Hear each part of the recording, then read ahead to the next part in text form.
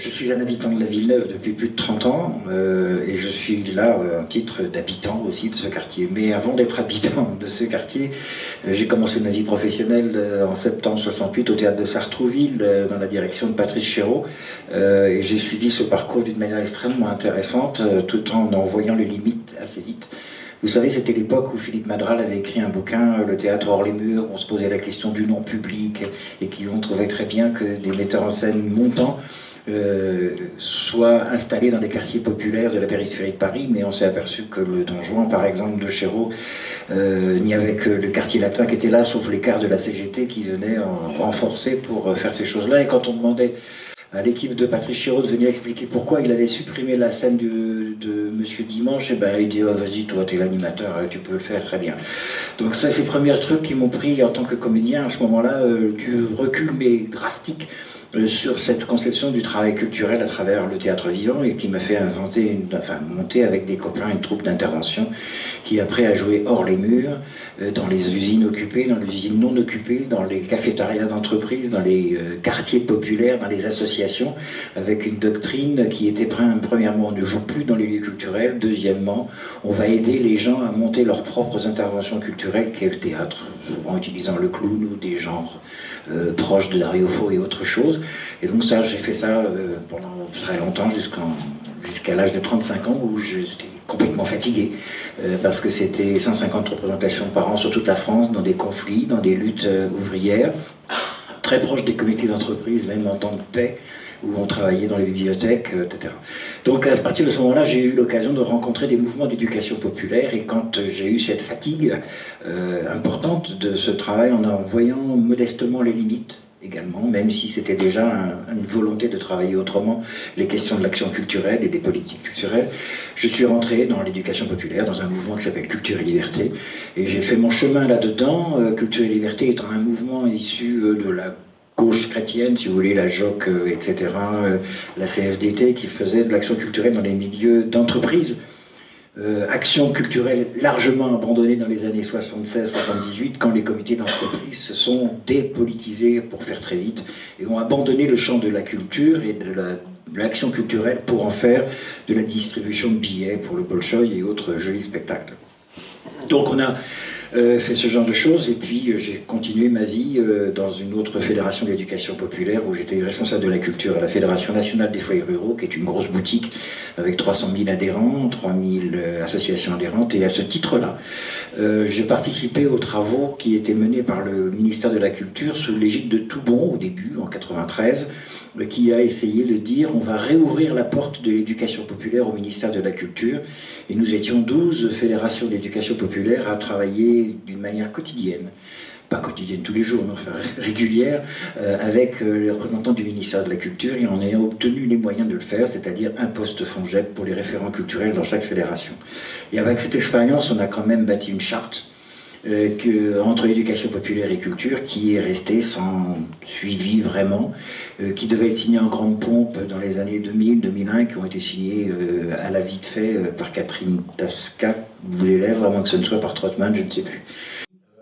On a eu donc en 2010, je ne sais pas si vous vous souvenez, il y a eu, on appelle ça des émeutes, mais plutôt une révolte, parce qu'un jeune délinquant du quartier, un gros délinquant quand même, hein, qui à 13 ans avait commencé à braquer un coiffeur, et avait braqué le casino du Riage pour reprendre 20 000 euros. Il avait été pisté par les policiers qui, au lieu de le suivre tranquillement, ont mis les sirènes, lui ont couru après et lui ont tiré dessus, après que lui ait tiré dessus. Il est tombé mort en bas de chez lui, on l'a laissé 5 heures en bas de chez lui, sachant ce que ça suppose comme réaction quand les enfants du quartier voient un de leurs grands frères, même s'il n'est pas recommandable, laissé mort au pied des trucs. Donc c'est la fameuse révolte. Ça a été 5 jours d'invasion policière façon Kaboul, façon armée. Ça a été le discours de Grenoble de Sarkozy qui dit pauvreté égale délinquance, pauvreté égale immigration, immigration égale délinquance. Donc à la suite de ce discours insupportable, on s'est réunis avec toutes les associations du quartier qui étaient des associations lambda d'un quartier populaire.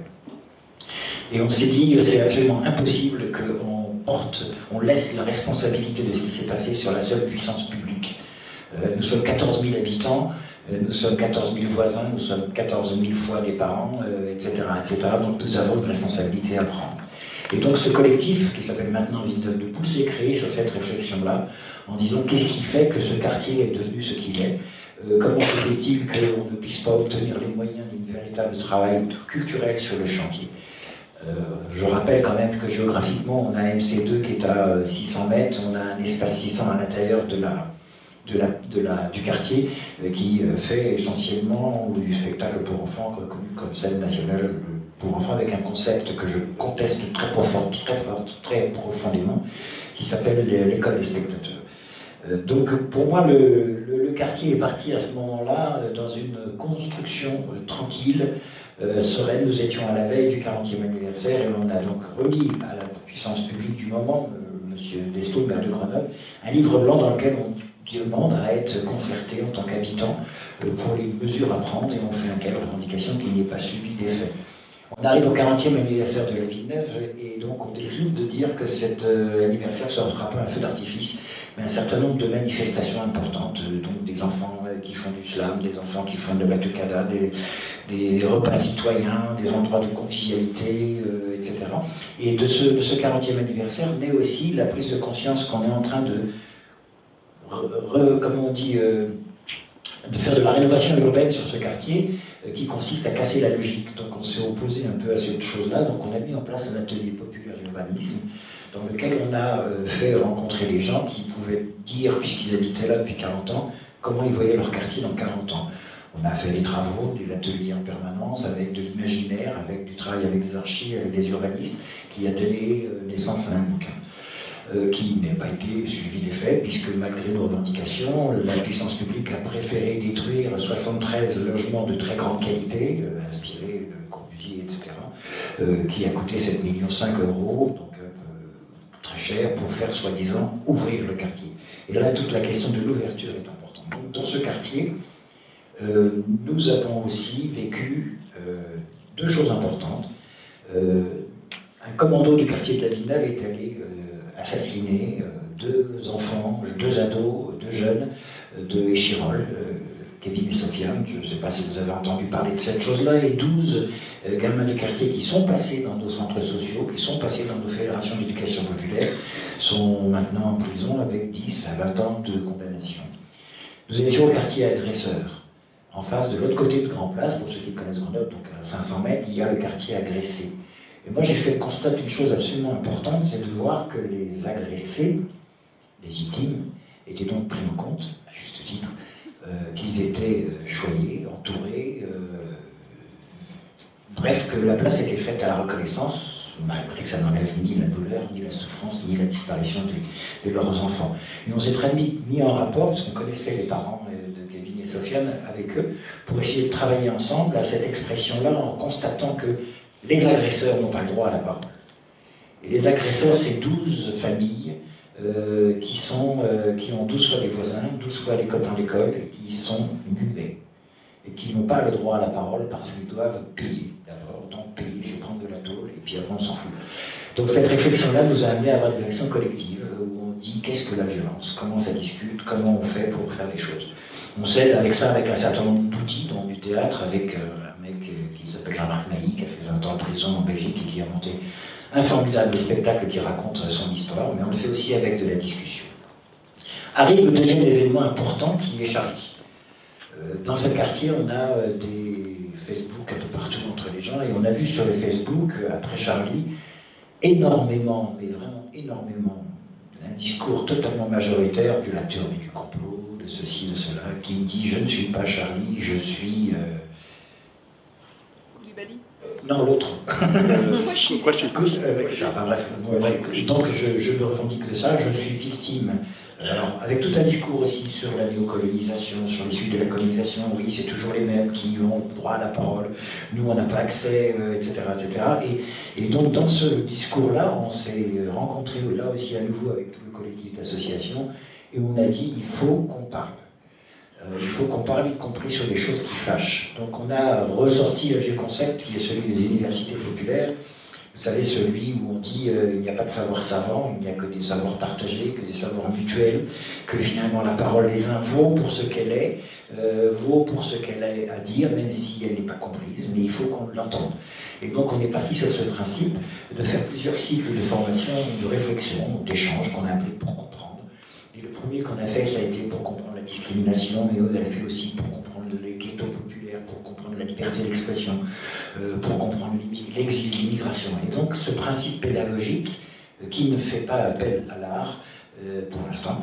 fait appel à la parole des gens qu'on travaille en disant micro-trottoir, on passe ça, on réunit les gens, et c'est leurs questions qui sont traitées par des intervenants extérieurs, qui viennent après tricoter du sens à partir de ce que les gens disent. La première partie, c'est donc bien un temps d'expression par petits groupes, par table, avec une question précise, avec des animateurs issus des habitants conformes, pour qu'ils puissent distribuer la parole, faire respecter le jeu de l'écoute, redonner ce qui s'est dit dans les petites tables, et après on fait appel à ces personnes qui ont des savoirs, qui ont réfléchi. Boimama, il y a eu d'autres gens qui sont venus parler avec nous, les habitants, d'une façon très horizontale. C'est donc ce concept d'université populaire qui aujourd'hui est un gros succès, puisque c'est 100, 150 personnes à chaque fois qui viennent, qui reviennent, à chaque fois qu'on propose des cycles. Là, aujourd'hui, on est en train de se poser les questions de travailler sur les droits, le vote, sur les institutions. Donc on est en train de déborder largement la chose. Mais le point de départ de ça, ça a été quand même de dire ces choses qui se disent dans les réseaux sociaux, il faut qu'elles sortent, il faut qu'on les entende, il faut qu'on les écoute. Et c'est de là que va naître certainement, ça c'est mon point de vue personnel que je mets en avance, quelque chose qui est de l'ordre de la construction de culture entre les habitants de ce quartier, qui va permettre de se connaître, de se reconnaître, de s'accepter tel que l'autre pense et de faire bouger les points de vue. Et qu'ensemble on arrive à co-construire des choses.